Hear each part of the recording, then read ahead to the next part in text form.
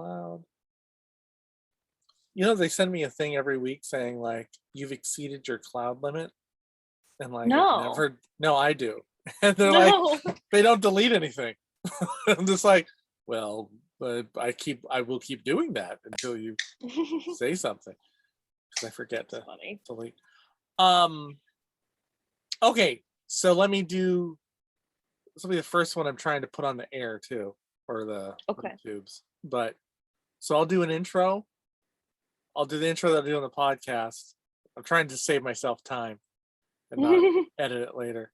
And then I will get it going. Okay. Today on You're Watching a Movie with Silas Lindenstein, we are discussing Pearl. Hello, everybody, and welcome to You're Watching a Movie with Silas Lindenstein. I am your host, Silas Lindenstein. Today is a discussion episode. You may have heard the last review, episode number 4. That was a review of the new horror film, Pearl. This is the discussion episode about the same film, but a discussion. And, you know, in this new show, You're Watching a Movie with Silas Lindenstein, it's great when I actually get someone to actually watch a movie with Silas Lindenstein, and I did that for this one. My good friend Kacie Rahm was my guest to the press screening of Pearl, and she's a big horror fan. She is you're an all-around movie fan, right, Kacie? Yeah, horror is just kind of my specialty. Special Zuma. Like, if you have a choice between two, is that you lean toward the horror? Is that what it is? Yeah, because I think with the subcategories of like horror comedy or B horror, I can always kind of find whatever I'm in the mood for. Okay. It's, yeah. So Kacie came with me to the press screening of Pearl. You also came to me to see Pearl is the prequel to the movie X, which came out this year as well. You came with me to that, right? I bullied you into taking me. Okay. That's right. I like people know me know I've kind of got this weird relationship with horror that I'm like, I'm not a big horror fan, yet I somehow end up at horrors all the time watching them now. Like, or I'm a big Walking Dead fan. Like, I like scaring myself. I do like trying it, but I get freaked out after, and sometimes I can't handle it. But there's so many horror films, and there's so many different ways of doing horror that I'm trying to find what is it that maybe there is something I like. And I think Pearl is part of this journey I'm having, like this character of Pearl and this X world for me. So okay, so roughly Pearl is, let me just give the lowdown in case you didn't listen to the review episode. Pearl, it's a 2022 film, rated R, horror slasher, 1 hour 42 minutes, written by Ty West and Mia Goth. I'm not positive that's the same as X. I don't know that she wrote X. I don't think so. Okay. I think that Pearl might have been like born of X kind of in the moment. Yeah.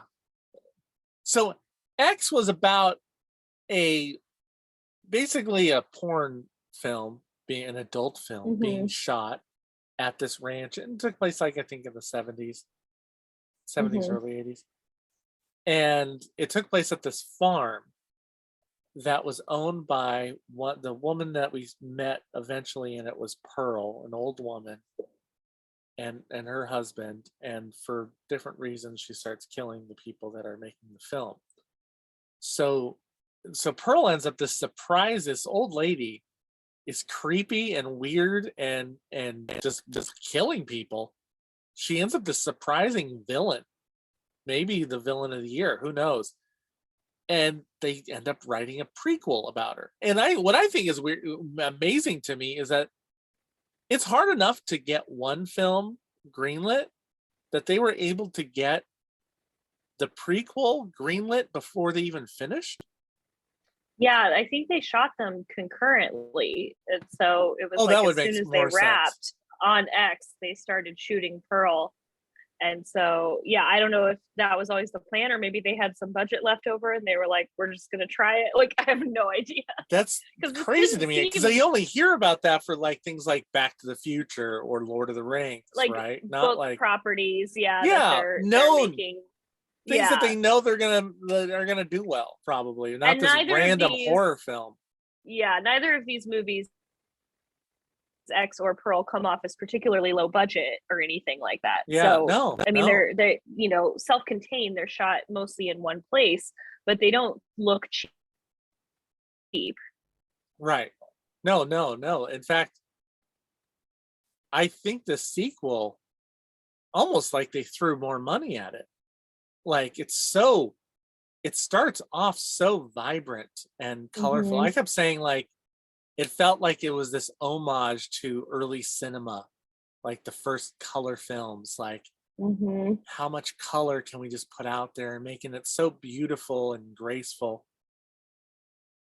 which for me was building up the tension of like, okay, I know she's crazy and she's going to start killing people. When is she going to start doing this? When's the crazy come out? And so what I was wondering was, is this only scary for people who've seen X? Is that early part like, is she creepy enough alone? Or like, I was just really like, this got to be a weird experience if you don't. Are you wondering like, does it take forever for something to happen if you don't know the monster she's to become? I don't think that this movie, it's not necessarily that you would have to see X in order to understand or even enjoy Pearl, but I do think you're going to get a lot more out of it if you have seen X, because that slow burn is going to be more effective because you know what she turns into. And there's kind of some little Easter eggs throughout, like the car, to kind of give you an indication of when things are about to happen. Yeah. Oh, those were great. And I was like, man, I wish I had watched X again right before I watched I know. this. I had was like, that wait, same thought. Is that the car that's going to go in the lake that they find in the lake? What? Wait, hold on. Wait, what's going on? Yeah, like, okay, let's hit some of the highlights of it. And Ty Buss was the director of it, by the way, too. So, for me, one of the highlights of it is probably one of the longest monologues in recent cinema, I gotta think, especially for something that was written as a movie. Usually when I see monologues, it's because, well, it used to be a play. And that monologue just sits there. Yeah. And if you haven't figured out by now, folks, by the way, I forgot to say early on, discussion episodes are the spoiler episodes. Oh, yeah. We're spoiling the film in the discussion episodes. Okay. So maybe I'll have to throw on an extra little disclaimer at the beginning. Warning, we are about to spoil this movie. Okay. Yes. At the end there, when she starts talking about her feelings and everything like that's underneath, I think it's an incredibly powerful monologue. It's amazingly long. Yeah, as I was saying, like, I think only adapted stuff usually have I seen monologues that long. And I thought amazingly brave that it was nearly one shot. Like that just there's one brief moment kind of early in the monologue, like let's say it's a 10-minute monologue, maybe like 3 minutes in, it flashes to the person she's talking to for a brief moment. Yeah. But that's not even when she's really leaned into the content of the monologue yet. And once she gets there, you don't see the reaction of the other person. You just see it just gets tighter and tighter and tighter on her face. And you just see Pearl and like what she's really going through. Yeah. Super effective. And amazing. Like usually they try to, when there's a monologue, they're trying to get different camera angles and move them around to try to make this interesting and feel less like a play. And like one never felt like a play to me, but it was so like, I was just like, this is a really good monologue. Like, wow. And she's crazy. Like the descent. I keep saying it's about their descent. For me, her descent into madness, Yeah. and which clearly starts before this. Her start is before the screen picks up, right? Yeah, she alludes to, some things that she got up to when she was younger. Her mom alludes to things that she knows she's doing that she thinks other people don't see. And so you have a feeling that this has been going on for a while, but that this is the first time where she, turns. Hold on. My card filled. Oh no! Hold on. Gotta figure this out a second. Hold on. Wait. I did not look. See, I had a problem that my card that I was using was in my computer.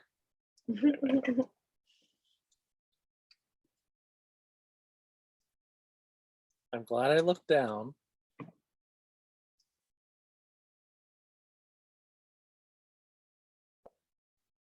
What do you mean no SD card? I just put one in. Yeah. It's not reading it. You know what? Because last night, the SD card that I've been going back and forth with a bunch, I did not my laptop fell and it snapped the card in half. What is this? September 13th. Not right now.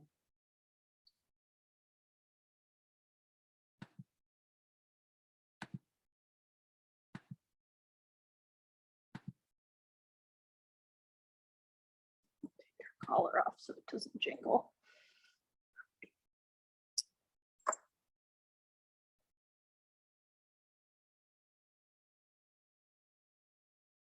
Trying to figure out what. And of course I didn't hit, wait. Oh no, I'm recording the audio on here.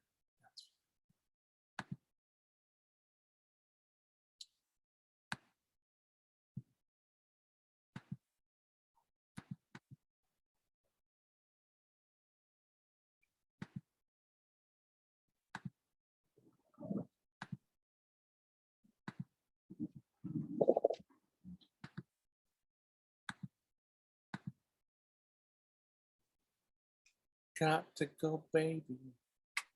Okay,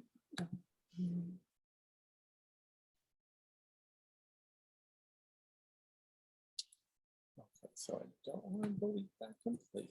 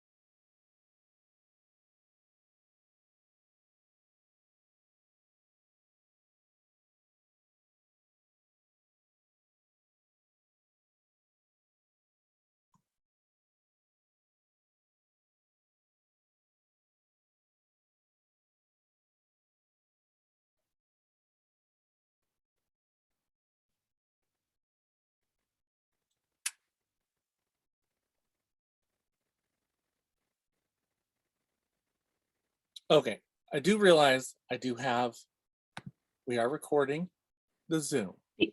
Okay. As my backup. So that will just become the main part up until here. So then I switch back over. Okay, sorry. We were just saying. I think we were saying about when she, when did this start? And there's a couple allusions in the movie from her mother and from her monologue that this has been going on for a while, but it has only escalated since her husband went to war. Yeah. And which would drive people crazy in good time, right? I get that. So I did want to talk. So it was wartime, but for me, there was a bigger point of the Spanish flu, of making that part of it. Do you think they made that as part of it for us to relate to them more? I think it was definitely supposed to be a play on the fact that they shot these movies during, the height of COVID, small cast, one or two locations. I think that it was definitely meant to be relatable that they're wearing masks to go see something in the theater the way we probably are. Right. Well, I was just like, wow, wow, you're kind of reminding us you're not, most movies are like pretending COVID didn't exist, right? Or reference it. Oh yeah, back then. So this was almost like yeah, we know what you're doing right now. You're in COVID. So are we. And this is what happens. You sit at home, afraid of other people. This fear. Yes, that's something I wrote in my review. Something about everyone's afraid of the virus. People are afraid of the Spanish flu. But the thing that they really need to be fear of is something they're not expecting. That's Pearl. Yeah. And I felt like her mom's all worried about the flu's gonna kill them, not about her daughter. Like, overall, did you like it? Were you? Yeah, I did like it. I think I still liked X a little more, and I think that I'm excited to see how this trilogy continues, because I think that overall I found Maxine, the lead from X, to be a little more compelling, but I did like Pearl as a lead, and I think that probably what we're going to get from the third one is that they're more alike than we think, and so that's sort of what I'm looking forward to. Maxine was the character that Mia. Yeah, the same character. Yeah, the character Mia Goth played in X. And I think that we're going to learn, because obviously they look alike. Well, but there's more also, to them. Well, the adult, okay, but now they connected the adult film thing, and when Pearl was, the old lady Pearl was peeping on them, making their movie, was like when she was watching that stag film. Yeah, and I think that there's the themes of this like kind of sexual repression, which we do see in Pearl, even though it's much older. She cheats on her husband. She like play acts with the scarecrow.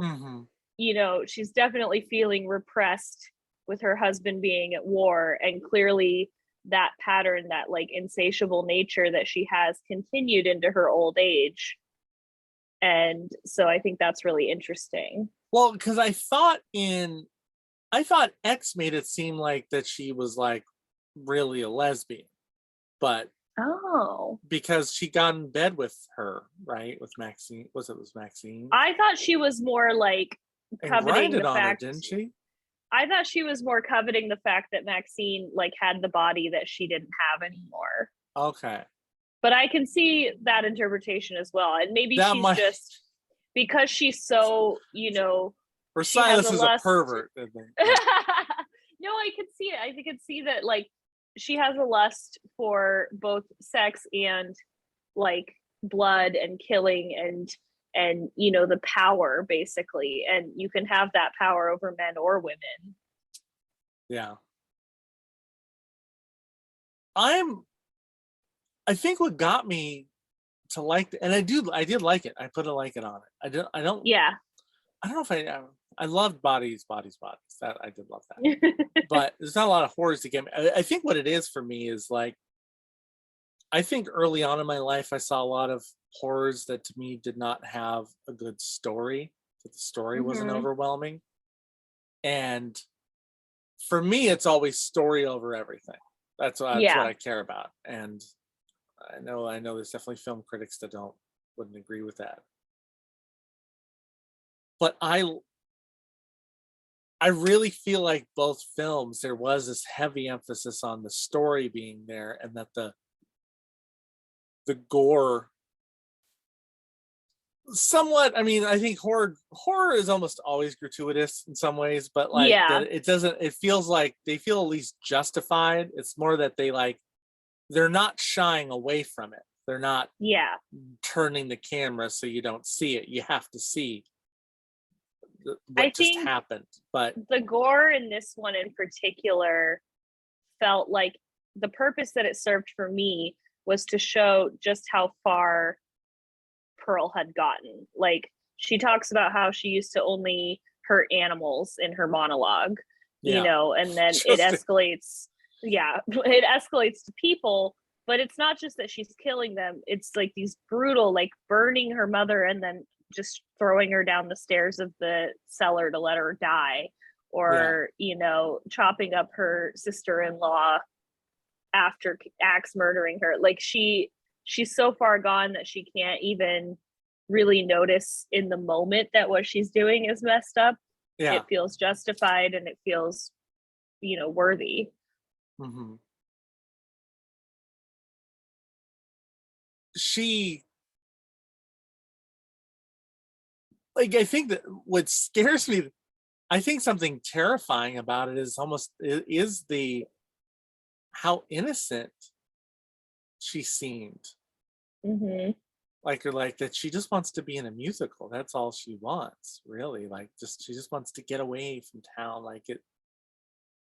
I was thinking about that if I hadn't seen the first one, right? Like Mm-hmm. how she would come across with all these things, like just this wide-eyed, and maybe to the other characters in there. There's not like this. Her mother wasn't worried about her. Well, her mother does say something about "I see what you're doing," but I assumed it was like the dancing, and maybe like Yeah, I'm sure she's she's saying Scarecrow wasn't the first thing I'm sure she humped, right? She probably like no, no. I seen her think that rubbing up against other things or something. I think that her mom was more saying, like, you're going to lose what you have. Like, your husband's going to find out, his family's going to find out. The more you spend time with these people or try to put yourself out there into the world, the more people are going to find out that there's something wrong with you. And so I don't think her mother ever thought she would take it as far as, killing her. Like, I think Right. her mother thought she had the power in that relationship. Like, usually like films, like the person gives some, well, they gave us the clue of the animals, I guess. But Yeah. She you kills know, the goose and feeds it to the alligator. yeah, which seemed a little, that's wacky. But it wasn't like she was like, like I was thinking though, like back then, 1918, people might look at them and be like, what would you do that for? But I'm not sure they at the time didn't connect yet that we know now if you see somebody like burning like a cockroach or something with a That it's light, a, a a magnet. sign. Yeah, there's a sign that there's something maybe wrong with them, that's not a everybody thing, Yeah. or hurting animals is a sign. They're like, well, they're on a farm. People think Yeah, I differently. don't think people would know that. And plus, the goose, it seemed like, was kind of a pest. It wasn't supposed to be in the barn. Maybe Yeah, it's eating the other animals' feed. There might be a justifiable reason as to why she right. would kill it. And so just this added, like out of nowhere, just get. Well, I mean, it was kind of accidental with her mom, and then Yeah. it wasn't. But then it just escalates. Well, and it like, Contemplation with the dad, and yeah, and the dad gets kind of a more peaceful, maybe, death. You kind of feel like she actually does have affection for her father in that moment, because she's yeah. not burning him or chopping him up. She's Well, she smothering him with didn't. a Well, pillow. she was definitely considering feeding him into an alligator, but Yeah, that's that true. was But she she didn't. Yeah, but she didn't. She married. Yeah. I kind of got the feeling that, she didn't realize that killing people was an option until she did it by accident, and then she realized that it would solve a lot of her problems. Yeah.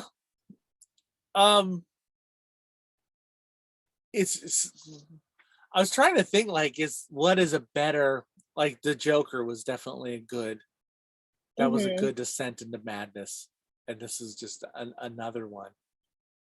But I think I it's one of thought, my I will say it's probably one of my favorite descents into madness because it is so slow. And well, and I she's don't want just this to sound, so, she's so, you do root for her in the beginning because her mother comes off as terrible. Her father is an invalid and her husband's at war and she feels alone. Like, I wouldn't want to live that existence either, yeah, like they I felt like they made it make sense a little. Mm-hmm. Like you could see where each step went with her. Even though you're like, oh, well, I wouldn't do that because I'm a good person. But you're like, well, okay, yeah. So I thought that was, and that's also creepy that they Mm-hmm. lay out a plan and it's not just. I think that's scarier to me than Yeah. the sinister boy who just something's wrong with him. They just likes to kill people. Yeah. Where they hit their head, they just don't see right from wrong. But we're like, she's seriously been figuring this out. She's been Mm-hmm. thinking about it as they reveal, and then just gets brutal. Oh Yeah. I am really curious. I have a question for you because I yeah, don't think we talked about this when we left the theater. We really focused on the monologue. When she is about to do her dance audition, did you think she was going to be really good? no, I thought she had to be bad. Yeah. Well, was she even bad? She wasn't bad, but it was very like that smile that she plasters on a few times throughout the movie is on her face the whole time, and it's so like jarring and unsettling that even if her movements were perfect, I could see why they were like, that is not the look we're going for. Yeah, She looks almost deranged in that moment. yeah. Oh, I will say there's probably the one part about it that I was like, the one I didn't like that part of it because I absolutely knew that she wasn't going to get it. Mm-hmm. So I was like, well, she can't get it because then she ends up on the farm, right? So there was the Yeah. one time that I was like, well, I know this isn't going to happen. So that was the one part there. I wasn't ever for worried that she was going to get it or wonder if she was going to get it. I did Mm-hmm. wonder about her friend getting it or her whatever. Yeah, her sister-in-law. Is she going to get it? Oh, that's going to hurt. Yeah. Younger and blonder. And she didn't, right? I think she did. I think she just didn't want to tell her because she just gave her a monologue about how she murders people. And so she told her, like, no, I didn't get it. And then eventually she says, like, yeah, thank you. Like, thanks I for, was trying to wonder if she just I was trying to figure out if she just agreed with her in order to, yeah, okay, you're crazy, like it's yeah. like you're crazy, okay, I'm just gonna say yes and hope this gets me out of here because I think arguing with you. I think we're supposed to believe that she did get it because she's younger and blonde. And they said that's what they were looking for. And Yeah, so to have her go right after that, I think that she she did gets get it. everything, she gets She gets everything. everything she wants. Oh my god, but we've all Which that had, facial shift was just so good. Like, that was, yeah, Mia Goth is amazing. Like, I want to see her in so many more things.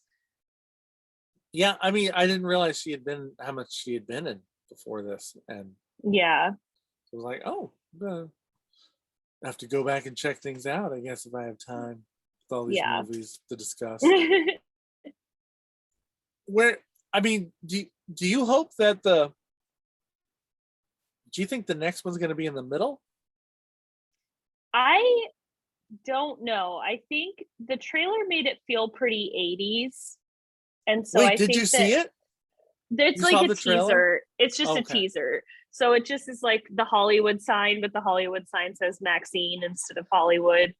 Okay. And it's but like the color, like the colorization of it and the music that's playing feels very 80s. So I wonder if it's like after she escapes the farm Oh, that'd and be an she goes interesting and one. tries to like make it in Hollywood for real. Oh my. Oh, okay. Because I think the difference is they tell Pearl, you don't have the X factor, and Pearl tells Maxine in X that she does have the X factor. And so she's going to be maybe successful. Yeah. Oh, that'd be cool. Okay, I like that. I was thinking, I was like, well, it's going to be on the farm, so they're gonna. Would it have to be the middle of this? And Yeah, I how don't much? think it is on the farm. I think Which would it's be in good. I do Hollywood. think it's a little tired. It could get tiring. Mm-hmm. Like, oh, okay, what else are you gonna do on here? Yeah. Another. Um, that would be interesting. How they can. Yeah. But boy, I would. If you told me 5 years ago, I would be enthralled with a horror trilogy. They I will say, I think they did sucker me in with the adult film in the first one. That I was like, well, that's interesting. What? It's a really good use of like setting, and I think like the fact that they filmed these two back to back and that you can clearly tell it's the same barn and the same farm and the same river with the same alligator, like I think that there's something about that setting that was really effective in both movies, and the era of both movies, they're different eras, but it's so built into the quality of the film that Yeah. it gets you like in the right headspace. And then the horror elements in both movies, they come in pretty late. Like the beginning of, I don't think anything, super murderous happened besides the goose until probably 40 or 45 minutes into the movie. Yeah, I know. That's what I was like, what's gonna happen? And even in X, it's a slow build. You start to see that the woman is kind of a voyeur and she's watching them, but no one gets murdered until, halfway through the runtime.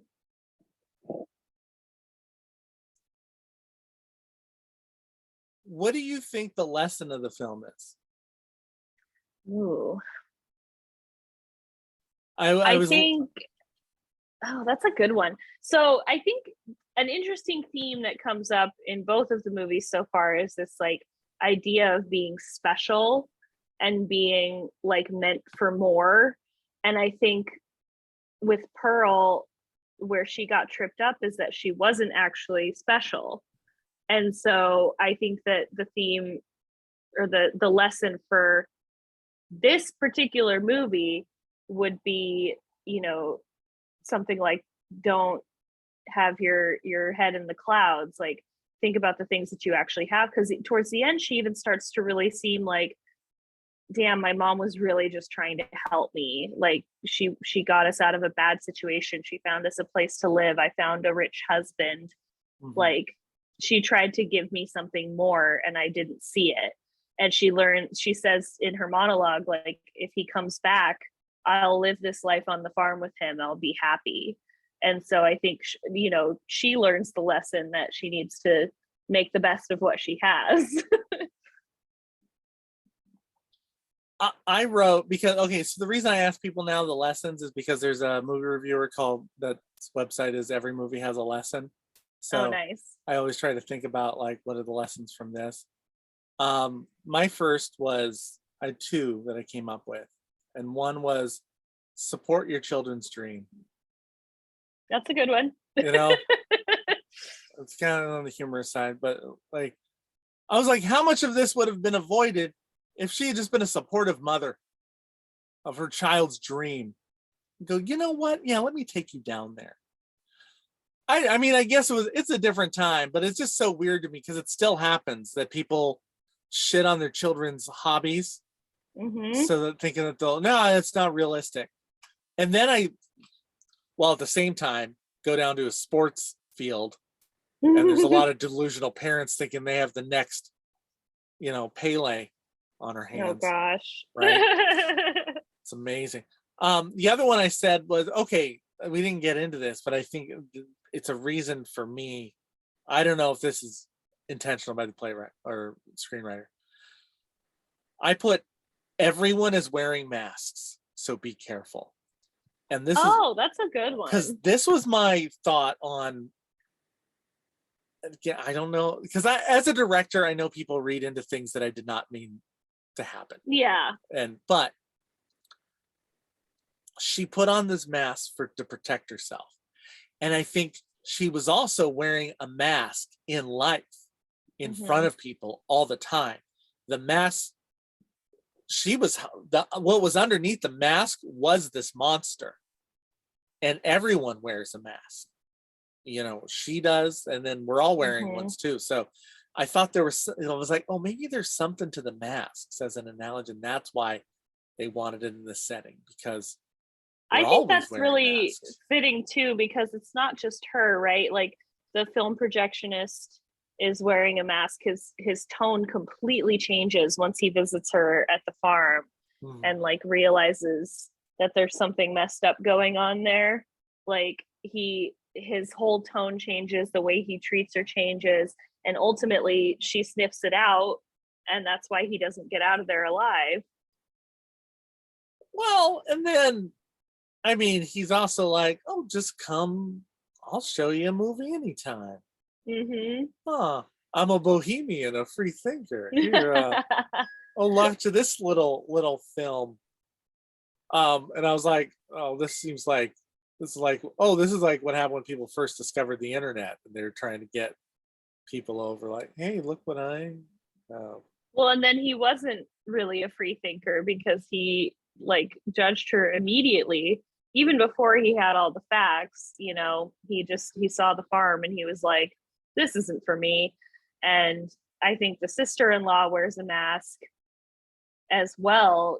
She acts like she's trying to be a good friend to Pearl, but I don't think she is being a good friend to her. I think she's using her in a lot of ways as well. And it's like you said, everyone has a mask. We have kind of a clear villain in this movie, but you can also see why Pearl is feeling let down by everyone around her. Yeah. She's oddly sympathetic. Which is, it's so scary. It's not like, it's like, you can just write off a Freddy Krueger or a Jason, right? Exactly. You can be like, oh no, you're just the monster, destroy it. But this is like, she was shaped by events and bad thoughts, and like, I don't know, where do you intervene in her life? What would she not have become the killer if you simply had supported her dream and been like, hey, you want to get out of here? Yeah, I'll help you. Or was the escape more because she just hated her life so much, and so she didn't? Is that even her dream?